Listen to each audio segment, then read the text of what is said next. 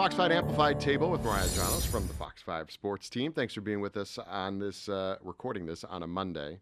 Last thing in Mariah's day, first thing in my day. So very exciting times here on the Amplified desk. But let's talk about the Aces. I know you cover them closely. We'll start because the news last week was pretty big for the team and overall in the league, and that's A'ja Wilson signing a new contract to be with the team. Yes, and a lot of people are thinking it's about time because she was the last of the Aces players to receive the contract. We knew it was coming, but everyone was like, well, Jackie got her deal, Chelsea got her deal, where's A'ja, the best player in the world, not getting her deal yet? Well, she finally got her bag. 3 years, $5 million, as you just mentioned. Very well deserved. Obviously, she deserves even more than that when you really break it down. Jackie Young signed a $1.3 million deal around there, and so for A'ja, someone of A'ja's caliber, to only be making $300,000 more annually than Jackie Young is kind of mind-blowing when you break it down in that sense.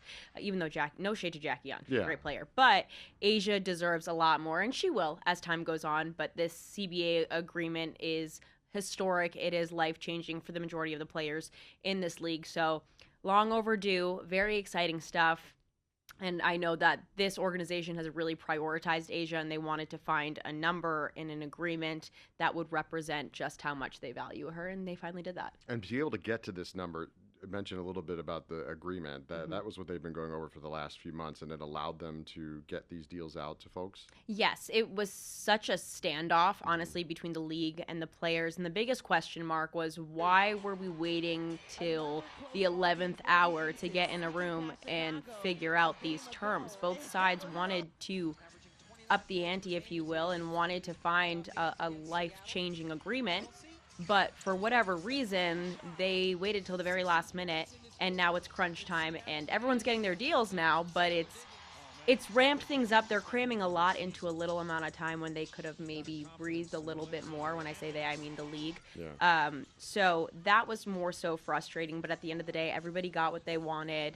There's still a lot more room to grow, and they will get there eventually, but this is a great jumping off point. Are they hitting the max of all, they went back and forth to get all these different things. Are they kind of, these contracts showing that? Yeah, absolutely. I mean, the Supermax going from $250,000 to $1.4 million is a crazy jump. I think the biggest point of contention was the revenue sharing, gross versus net. The league was offering net. The players wanted a certain amount of gross, and it just didn't balance out, because if they gave the players everything that they wanted, it would bankrupt the league. This league is still very much growing. This league just turned a profit for the first time in its 29-year existence last season. So the players were asking for a lot in terms of an overnight jump, and I'm glad that they were able to come to terms and accept the deal that was on the table, which is, hey, your Supermax just increased drastically. Your annual salary, the average annual salary is around $600,000 as opposed to $100,000. Take the wins where you can, and as the league generates more revenue, then you can get more into the X's and O's of gross versus net. But for now, they took what was on the table, which is a good thing. And I think they will, but they also probably were thinking, the reason the league is where it is, finally turning that profit, a lot of that has to do with people like A'ja and the Aces. Absolutely. Yeah, and I think they make a good point. If you're selling jerseys with my name on it, I deserve a cut of that profit. Absolutely. But then the question is, how many jerseys with your name on it are they actually selling? Is it enough to actually make a dent? And that's where they were going back and forth. But again, there is so much room for growth, and this league is expanding at a rapid rate. So it's only going up from here. And no question. I mean, we knew that they were waiting to do A'ja's contract. But because all of us were kind of thinking like, okay, when are they going to get this done? She's the most important player of the franchise. But I'm pretty sure she knew they were working it out. They were figuring out how they could do it, and obviously they have other people to pay too. So yeah, absolutely. And that was the biggest question: is can the Aces afford to keep all of their big name players when A'ja is the top priority? And you've got players on this roster like Jewell Loyd, like Chelsea Gray, like Jackie Young, who are exceptional at what they do, and they deserve to be paid. They deserve to be making millions of dollars, but the Aces can't necessarily afford to just hand out Supermaxes left and right and leave nothing for anybody else. But the way that they've managed it, and after having conversations with President Nikki Fargas, she said that these other players, while they are key players, they were willing to compromise because they know that A'ja is the backbone of this franchise, and they know that she is the long-term face of this franchise. Asia has said it. She doesn't want to go anywhere. The Aces don't want to send her anywhere else. She wants to be here for the long haul. So you need to invest in her first and foremost. Her teammates recognize that and were willing to take maybe slightly lesser deals. And at the end of the day, they're still making like $900K or just shy of $1 million. Just they're not touching $1 million, and that's okay. So that was all finished, and now we move on to the training camp. What's going on there?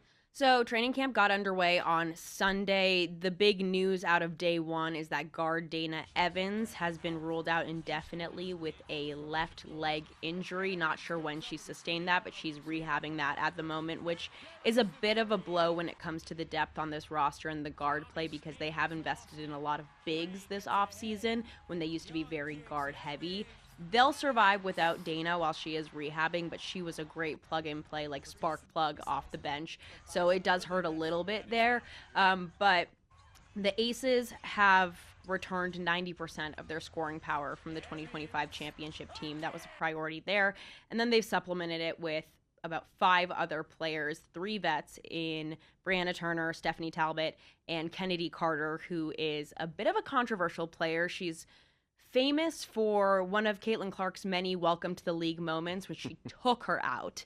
And people were like, that's a flagrant. It was going back and forth. And that's when the debate over are we gonna kill Caitlin Clark essentially really took center stage there. So she's a controversial player, but she's a dog, so that's what the Aces are looking for. And then there are 2 rookies that they just drafted in Janiyah Barker and Jordan Obi, 2 really great picks that were surprising that they fell to the spots that they did, because the Aces didn't have a first round pick, but they got 2 good players there. So we'll see how training camp shakes out, but then it'll be capped off by a preseason game against the Japan national team on Sunday. Okay, yeah, I think when you were talking, I think it was with Nikki Fargas, about just the team and who they brought in, and she was talking about they're just that much taller on the outside to kind of really protect everything. Yes, the Aces are very much their system is kind of positionless, which is very interesting. But Becky Hammond just knows what she's doing. So she likes to go with the traditional post player. She likes to have a guard in the mix as well. But the organization as a whole really likes to prioritize versatile players that can play along the perimeter, but then can also get tough inside and put up points in the paint. And that's what they got. They needed size all along. They had a lot of talented guards, and then just Asia was the one tree in the middle, which is great. But once the league catches on to how good your superstar is, she's getting triple team nightly. She needs more help. They've certainly invested in size and 3-level scorers. So it's going to be exciting to see how all these pieces kind of come together here. Last time we had you on, we talked about the NBA. And the team coming here to Vegas. I know we're kind of in that lull of where things are out there and they're shopping around, but have you heard anything about that? I have yet to hear anything. I think right now, at least from a fan perspective, everyone is still just brainstorming names and jerseys and what they want to be called and what that would look like.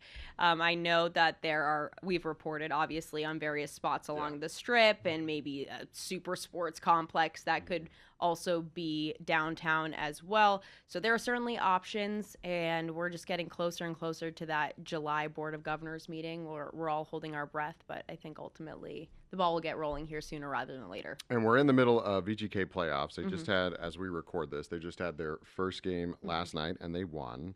What are you feeling with the team here going forward? I mean, we had the coaching change, and clearly they may have made it into the playoffs anyway, but clearly it's given them some motivation. Absolutely. John Tortorella has really given this team a spark that I certainly didn't see coming. He's a very controversial coach, and he weirdly is a calming presence right now for this group, which is the complete opposite of usually what he ends up doing with a team. He's a very fiery personality, if you will. Boston guy, gotta love it. But he's really helped shake things up a little bit. He came in saying he didn't want to change anything up too much. He kind of just wanted to be more of a guidance counselor for this team, which he has been. But he also started changing the lines, like a shift into his first game. So he couldn't help himself, but it's worked. You know, he's really juiced up the top line. He switched out the goaltending. Carter Hart has won the starting job in net, and he's been lights out. He is someone that has had a rapport with John Tortorella. They go back to their Philadelphia Flyers days. So it's nice to have that reunion and that rapport there going. But goaltending was the biggest issue. That seems to not be an issue anymore, and it's now just keeping up the momentum and riding the wave. The playoffs are all about getting hot and getting healthy at the right time. The Knights seem to be in that position. There's obviously a couple key players that have been injured all season that if, the Knights go along far enough, they'll get them back, like William Karlsson, which would be a huge boost.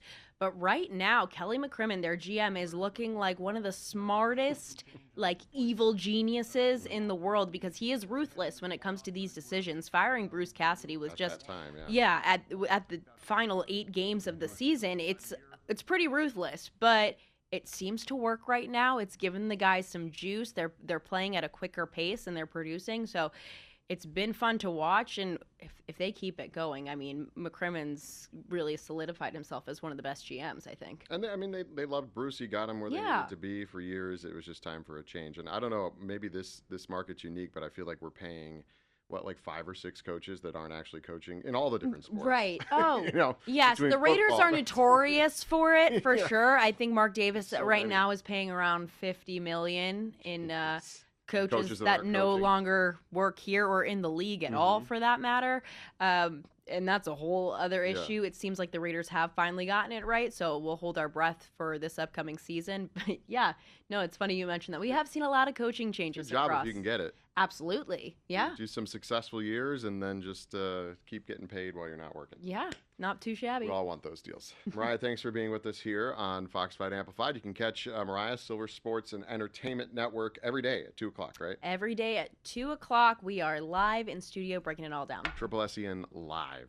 And then, of course, all the other reporting at fox5vegas.com. We'll see you next time.